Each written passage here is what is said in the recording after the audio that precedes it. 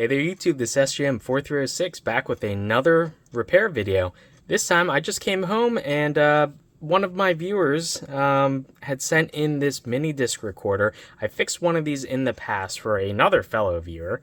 So yeah, so let's take a look at this. All I know is he said that this doesn't work because of battery corrosion. And opening it up, absolutely, that looks pretty gnarly. Not the worst I've seen. He said he did have a go at cleaning it and wasn't able to get it to work. So we're going to have to do some sort of diagnostic testing and probably cleaning. I'm just going to stick a battery in here. Hopefully this battery works. And it does turn on. It says low bat. It's flashing. But it looks like if I hold the battery... yeah, in certain positions it'll work, it makes contact, and certain positions if I rotate it, it stops. So obviously there's some intermittent connection issue, and this just needs a really good clean. Probably battery acid made it to the board as well. So there could be other issues, but we're just going to go through standard and give this a good scrub. I should have replacement battery tabs, so I think I'm going to be able to just replace this with a new battery tab. And so that'll be good as new. Hopefully nothing else is too seriously wrong. We've done way more fixing on this exact model in the past. We ended up replacing the overwrite head, resoldering the audio amplifier IC for the headphone amp. So yeah, I'm pretty confident that we can get this working, hopefully. It's just a matter of if it needs spare parts. Hopefully I have said spare parts in stock. So 4 screws, and we're just going to pull it open from, let's see, from this side, clear the jacks, and there we go. So let's look at the extent of the damage. So, the rubber here started changing colors only on the inside, interestingly enough, and that corresponds with where the battery acid damage looks like. So looks like the rubber tarnished slightly. I may or may not have a replacement for that. It's not visible from the outside, only when you open it up. But yeah, if I have a replacement for that, I'll throw that in there. It does look like there's some liquid in here, so some of it looks kind of fresh, maybe.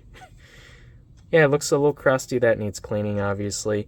It looks like, luckily, only a little bit, let me grab my tweezers. Looks like only a little bit made it in. This area looks a little bit gnarly. There's maybe some corrosion here as well. I don't really see anything on the lid switch, luckily. But yeah, definitely a little bit of cleaning, but it doesn't look like it's too far gone. This should just kind of scrape off. And then use some IPA. There's a tiny little component here that maybe is affected. We're going to have to take a look at the other side of the board. Sometimes what happens is when the battery leaks, it actually like wicks up this lead and then like eats away at the solder and goes through the board. Or if it's bad enough, it'll just go around the edge and then like sink right into there. So yeah. What we're probably going to end up needing to do is disconnect everything so that I can flip this board and inspect the other side. It's really hard to know without seeing everything. Looks like the spring could use a replacement as well. Oh, duh. I have to unscrew all the screws around here on the actual board to be able to lift it out. In this model in particular, I ended up, this and the N505, I ended up with quite a few spare boards, so I do have parts if we need them. So that's always good. Parts are getting really difficult to find and scarce for these. So, yeah, for this model I found the battery contact is like kind of wedged in. It helps to take something kind of sharp. Or not necessarily sharp, but thin, so that you can get underneath and kind of pry a little bit, but you got to be careful as well. And especially if there's battery acid that got all crusty in there, it could be like, yeah, I could see there's a bunch of battery acid all underneath this tab. So it's probably going to be kind of hard to lift this out. I have to try to do this off camera so I don't damage anything. But yeah, our purpose is we need to get this metal piece away from the plastic shell. Got to be careful. The overwrite head ribbon cable here is still connected and it's hard soldered, so you'd have to desolder that to totally remove this board. But I'm going to try to just swing it open enough so that I can disconnect the laser head ribbon, which is on the underside of the board, and see physically what's happening with this side. The laser head ribbon, what? There's like, I think that's just ink, but it looks a little moist. It looks like someone, maybe solder flux, maybe someone replaced this laser head or did something like soldered the protection solder pads. That looks a little, eh. But the board, yeah, this switch detects the position of the door lock. So when you're recording a disc, it locks the door so that you can't pull the disc out all of a sudden. And this switch is responsible for reading that state. Looks like some corrosion is around it. I don't know. Sometimes the corrosion can actually wick up the leads on the back and get inside the switch. I've actually fixed ones where you can actually, if you're very careful, you can open the switch and like clean the contacts inside. If it's too far gone, hopefully I have a replacement. But I'm more worried about the leads. If the battery acid has damaged the leads, that's really difficult to repair. Luckily, nothing else looks really bad. It's just like that switch in particular. So hopefully it's just like on the surface and I can just scrape it off like this and clean it. The pad underneath doesn't look too bad. So I think my assessment is this is actually has a very good chance of being fully cleaned and getting back into order. I'm just going to look and replace both these springs because you can clean them, but it's just better having like nice brand new shiny springs. Hopefully I have some extra ones. If not, I guess we're going to have to clean them or something, figure something out there. And there's a couple spots where I do see some corrosion starting to set in, so I'm going to very carefully scrape that.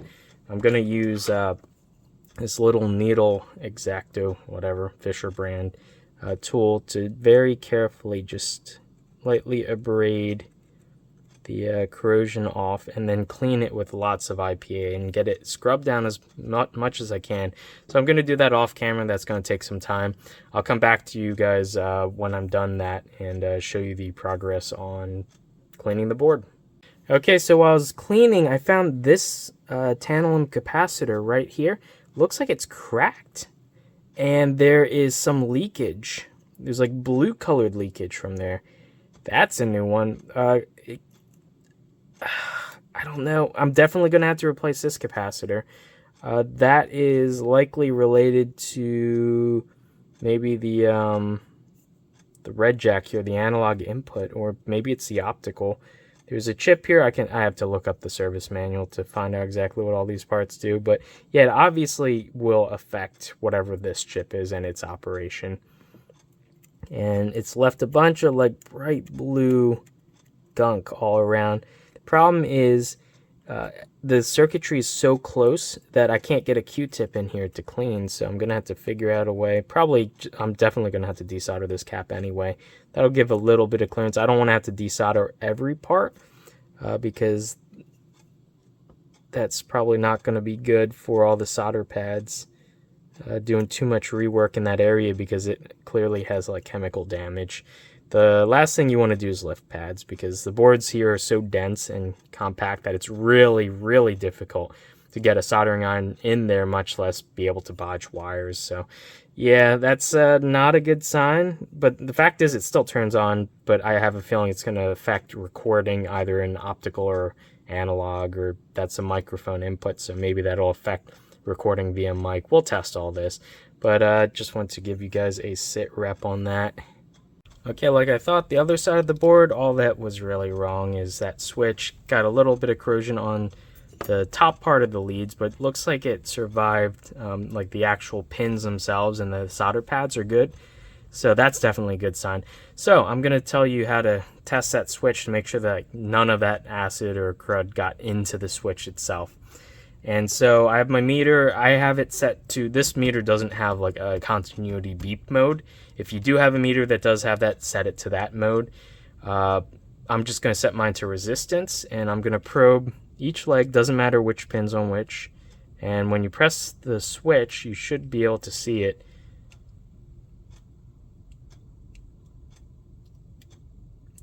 Kind of hard to do, but yeah, you can see pressing it, the number went down. Here, maybe if I can wedge it in there.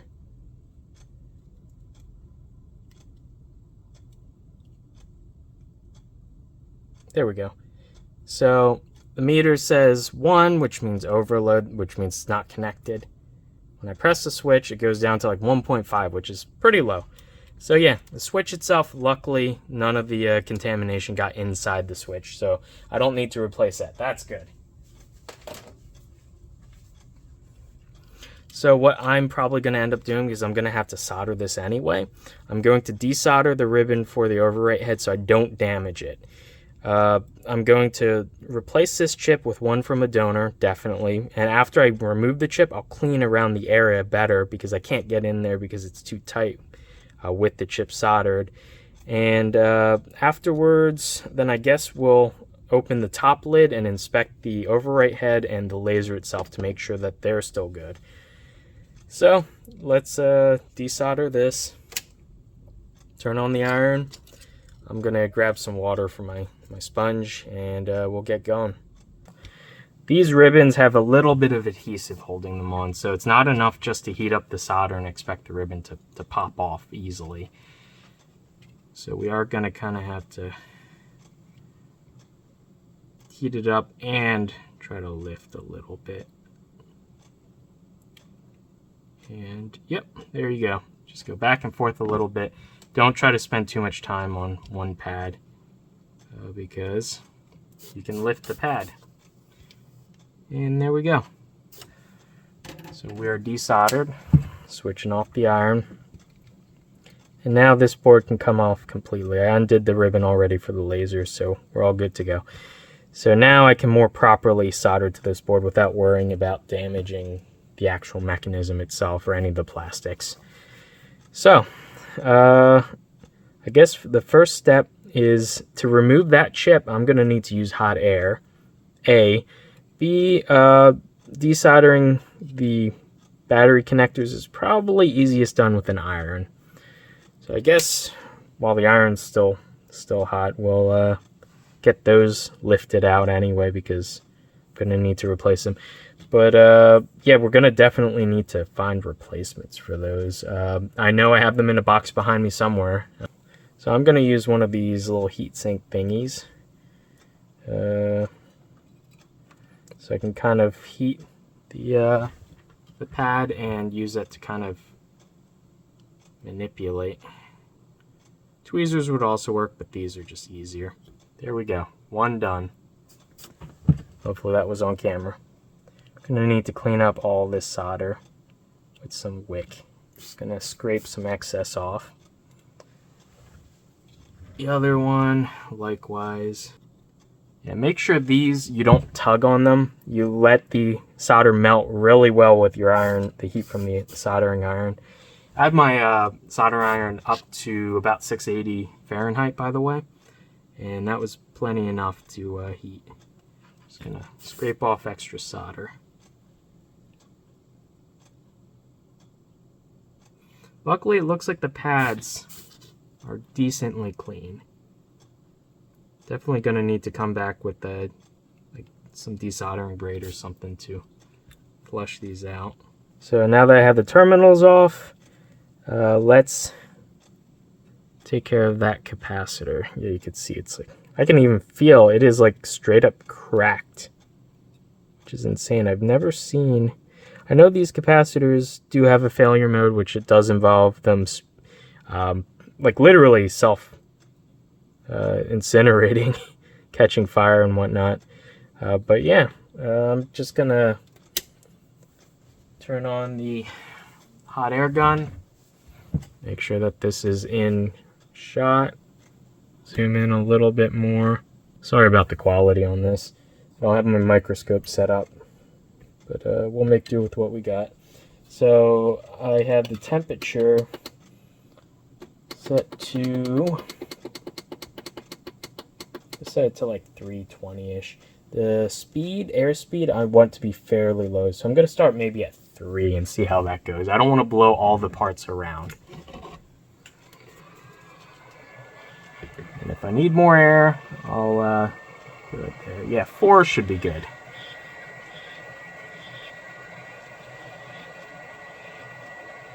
Kind of go in circles, don't stop in any one spot.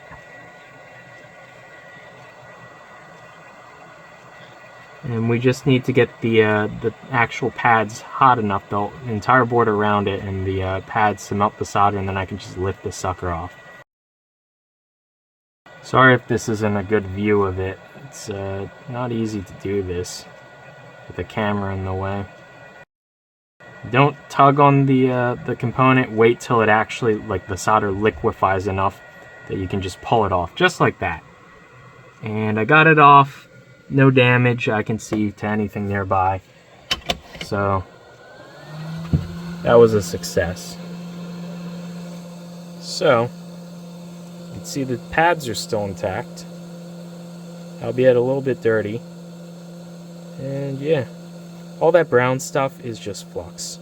It's flux that when they soldered this at the factory, and this factory applied, they never really clean it off that great. So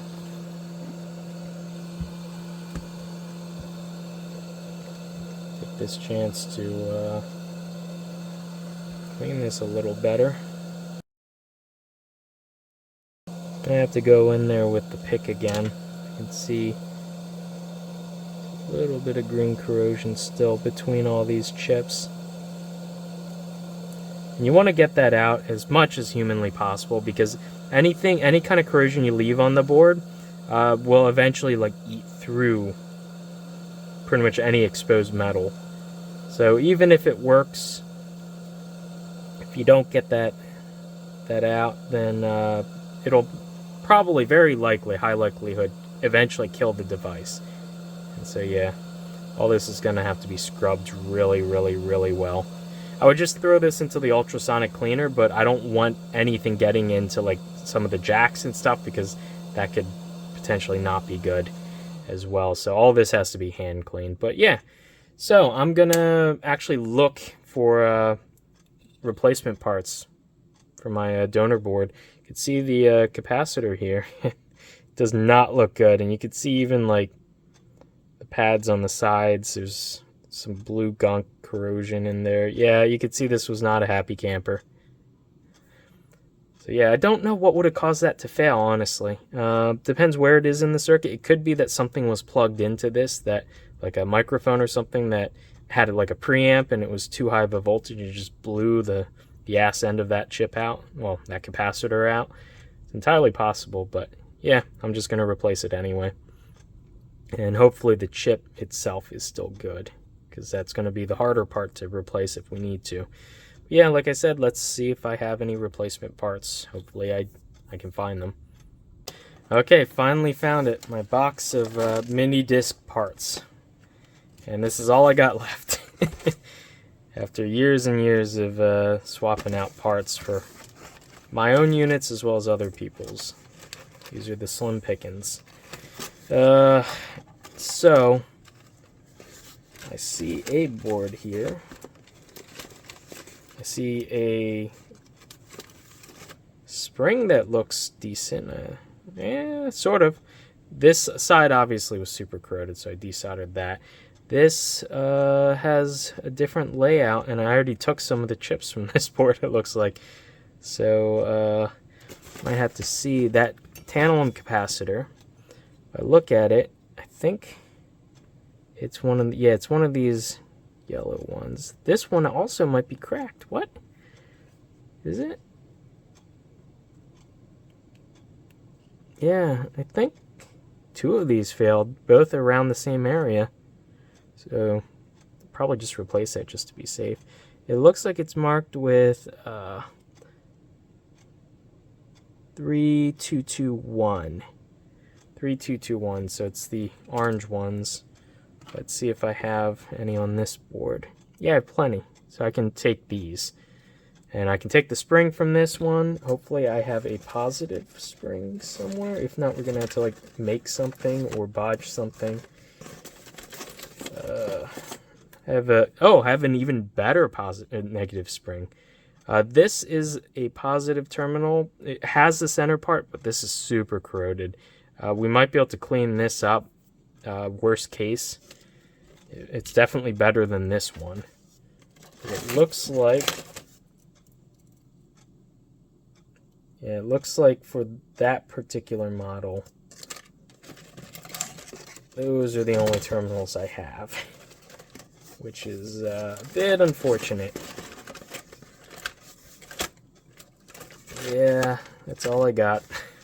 That's all my box of goodies has anymore. So, yeah, I think we're gonna have to try to clean up this one maybe, or I think overall it's just in slightly better condition than this guy with the broken tab. That's unfortunate. But yeah, I can give him a nice negative terminal though, so there's always that. So let's pull parts from these boards.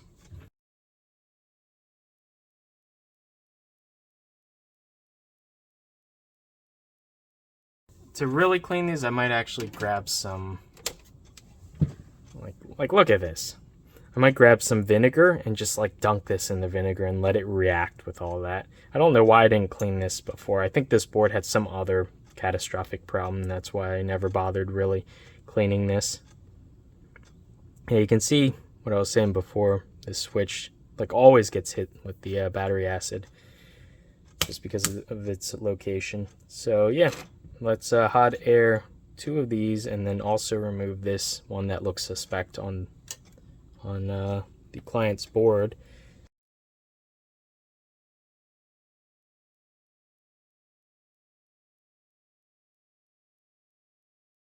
The actual value is 106, and these are 106s, so great.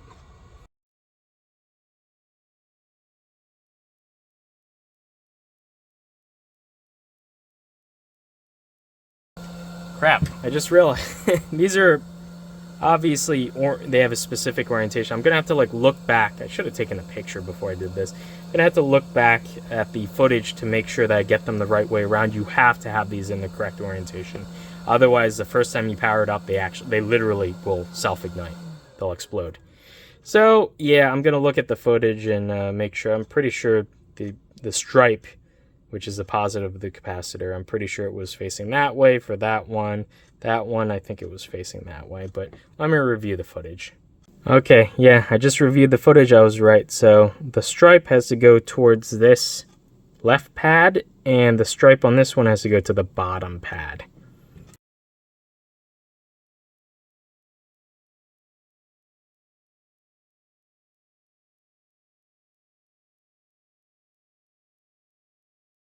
A bit crispy. I got the 2 capacitors on there again. And yeah, another thing about like reheating white silk screened areas is they tend to discolor a little bit. I think some of that might just be yeah, some of that's still some burnt flux in the area. But yeah, these are soldered. I get in there with the microscope later once I find it to inspect it and make sure the solder pads are actually flowed correctly and everything. But yeah, so next up, I can at least solder this guy in. The positive terminal I'm definitely going to have to clean before getting that in there. This has to go like this.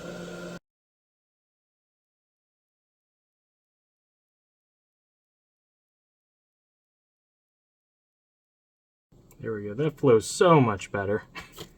Fresh solder, fresh leaded solder. Okay, so that's more or less straight in there. When I actually insert it into the frame here, that'll align it correctly.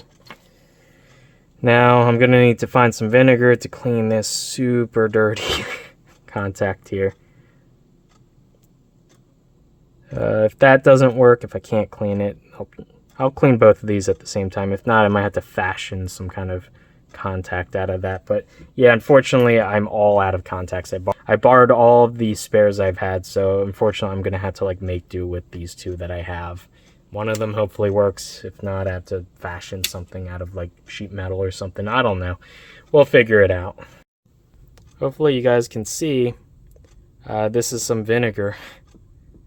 And the one looks like it finished kind of bubbling. The other one is bubbling vigorously, which is the vinegar, which is a weak acid, reacting with the what we call battery acid, which isn't actually battery acid. It's not actually an acid. I think it's some kind of like metallic salt or something. I don't know. But yeah, she's reacting. I'm just going to let that sit and do its thing, and then I'm going to rinse it off in some IPA. Okay, so I've noticed that the jack for this is optical and line in, I believe. All the ones I have the exact same problem, and all these boards have battery acid damage in some way or another. And I'm pretty sure it's that the battery just naturally leaks through and into here. So the contacts were super dirty, so I just took some IPA, a Q-tip, and I very carefully just rotated it around inside and promptly got that stuck now. Great. There we go. And it came out, and the contacts look like significantly better now, but not perfect maybe. But yeah, I'm going to spend some time hopefully cleaning all the gunk that's stuck in there. Might have to lift this like Captain tape and try to help it out from inside there. But yeah, looks like the reaction on this is just about done. Maybe there's a little bit left. I'll leave it in for a minute or two more. Don't want to leave that in like overnight. It'll eat like straight through the metal. But yeah, hopefully this jack still works by the end of it, because I do not have a good replacement one. Then that means... Okay, so we're more or less back together. I just removed the 4 screws from the top lid. I want to look inside. I did replace the USB cover with one that is considerably less acid damaged. So, got a new one of those. Open the lid. Remember, the ribbon for the display is still attached, so just going to very carefully crack this open to inspect the everything inside. I mean, it's a little bit maybe. Oh, that's grease. Never mind. Looks pretty clean inside on the lid side. The ribbon looks pretty good. I don't see any major cracks in the overwrite head. The lens looks very clean as well. There's a little bit of dust maybe on the inside. Actually, this is actually a pretty clean unit from the top side on. Just gonna get this back together then, and screw this back together, and we'll run some tests now. So like I said, got new battery contact. I had to revive the battery acid one that I pulled from one of my units. It still has a center tab. There was quite a bit of corrosion, but actually it seemed like a lot of it cleaned off. It's not perfect, but it's better than nothing, which the other one literally had nothing. New spring there is significantly better than the one that I pulled from here. This is like perfect condition. So that's all good to go. So yeah, it's just a matter of let's button this all up and give it like a solid test. Overall, like externally, this is in very good physical condition. It's a shame that someone left the battery in it and it caused, you know, a little bit of mayhem inside, but hopefully not enough to prevent it from working. So let me get this back together and we'll run a series of both playback and record tests. Okay, here we are again, and so I finished putting this all back together. All the screws are in. I put in a freshly charged loop here, a rechargeable battery. And let's just do a quick play test. This is a disc that, ignore this. This isn't what is actually on there. This was a disc that I got from a lot of like over 100 discs. So I re-recorded over this. We're just going to see if this plays. It turns on, so that's a good sign. It shows full battery, which it should. The battery is full, which means the contact is making good contact. And she's playing. Unfortunately, this is a copyrighted song, so I can't like show you. But let me just grab a pair of headphones and make sure that both channels work. And then after we're done that, then I'm going to record something using a microphone or maybe my tablet or something, non-copyrighted music, and then we'll play it over this speaker. But let me grab a pair of headphones just to make sure that this actually works, the amplifier chip and the headphone jack and whatnot. Okay, so I have my Sony XM3s here. Just going to put them on, maybe one ear pad off so I'm not yelling. And I can hear beeping, so that at least works.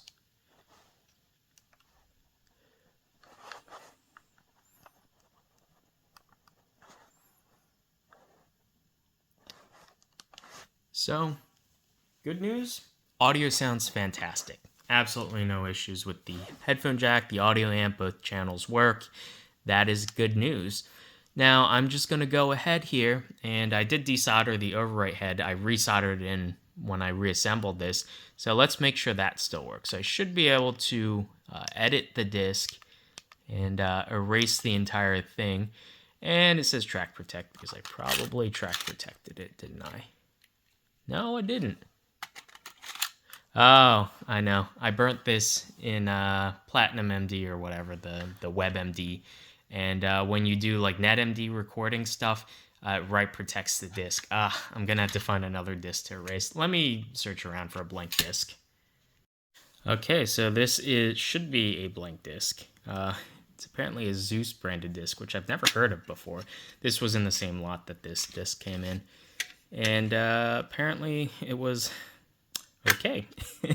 There we go. I don't know if that's still what's on the disc or not, but we'll find out in a sec. Blank disc. Okay, so apparently either I blanked this out or the previous person did. Probably I did. I think I went through and I checked every disc to see if it would read and write. Let's just... geez. Let's just see if I can record something now.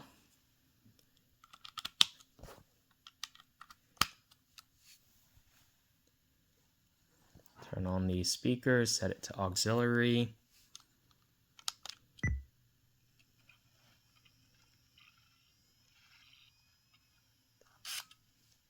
Testing 1, 2, 3. Testing 1, 2, 3. So I'm not seeing anything on the screen showing a mic level. Maybe the jack or that amp chip there's something still wrong with, but let's just see if anything comes out. So it's saving the data, and then it should write the TOC edit. So if I shut this off now, once it shuts off, or just open it to force it off.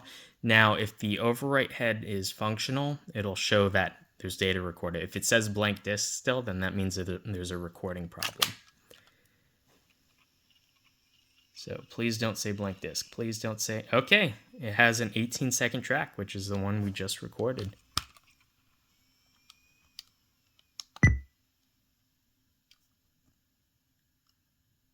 So the unfortunate thing is it looks like the microphone jack input, that circuitry is still not working. And I believe that's the one with the 2 capacitors that I replaced. There might be some trace damage around there, unfortunately.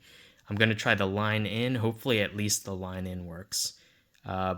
Pretty much, I've never really ever used the mic input. I've only ever recorded like line level audio, so I've only ever used this white jack here. That's a more important one to me.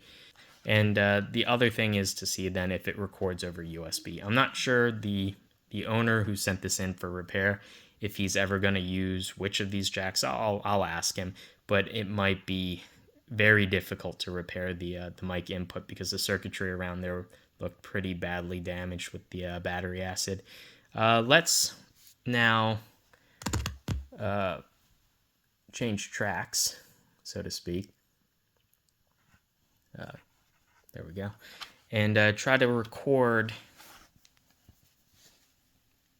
say, the trailer to my channel. I have my tablet here. I'm just going to bring up my trailer music, and we'll try to record that. Okay, this is just a quick demonstration of I'm actually using my phone with Web Minidisc to digitally transfer over the NetMD protocol. It's plugged into USB here using a USB-C to USB adapter and just a standard USB mini B cable. And you can see here, she's recording. She's going through, it converts everything. You just select MP3s that are on your device, and it's not super fast. It's as fast as the recording capabilities on the device themselves. I'm transferring the tracks in SP mode just to make sure that she records, and so far I haven't noticed any issues with recording, so that's great. That's usually sort of a lot of these older units have recording troubles, so that means the laser's good, the overwrite head is definitely good, and she's going through. I'm just going to let this go through and then just listen to the tracks to make sure that they actually recorded correctly. But yeah, I foresee no problems with this so far, so that's great news. Okay, and I have this plugged into the AC lead, and it is charging that ana loop that I have in here. And yeah, charging looks like that works just fine as well. So far, like I said, everything looks like it's functional except for this microphone input. Okay, so here we are. So I talked it over with the seller, and the risk of trying to fix just the mic import for a feature that he probably won't use is a bit too great, especially since how close together all those components are and how much damage there appears to be. So I did take a look at it under the microscope, and it does seem like just scrubbing it with like a soft bristle brush and some alcohol wasn't going to get like underneath the chip or anything. And how long, I don't even know. I think he got the second hand, so how long that battery acid has sat there, who knows. A lot of the traces could be just corroded, and it'd be very difficult to bodge a bunch of traces in that area. So everything else works except for the mic input. So I think I'm going to leave the repair here, unfortunately. If this were my own unit, then I might take the risk just for fun. But seeing as this is a repair commission, I think getting it working to the point that it is working right now is good enough for me. So it plays back, it records over optical, it records over line-in, it records over USB. So it has like 90% of the functionality. So anywho, yeah, other than that, sounds fantastic. Absolutely no issues with the headphone jack, so that's good to see. The display fully works. It's playing off of battery right now. An ana loop I put in there, and I did charge the battery internally as well. So the AC input and the battery charging functionality all works. So with that, I guess that's the end of this video. Hopefully you guys all enjoyed. I really do enjoy fixing these Minidisc players. Probably gonna get harder and harder to make these videos because there's only like a finite number of Minidisc portables out there. And yeah, a lot of them are broken, but not a lot of people are interested in fixing these, unfortunately. If I come across a good deal, I'll pick up broken units and try to fix them in future videos, but so long as it's cost effective. I'm really only making like dollars on these videos in terms of like advertising money and whatnot. And a lot of times even broken models, like this model broken, would probably, I would be pretty shocked if it were like less than $50 for like a broken N707. A lot of times broken or like badly beat up models are like going for well over 100 now. It's unfortunate. That's the way things are right now in the Minidisc secondhand market. But anyway, yeah, enough with the rambling. It's just about time for the end of the year. Hopefully you guys are having a wonderful holiday season, and we'll have a happy new year. So hopefully I can get this video posted up soon. So anywho, I'll see you guys in the next one.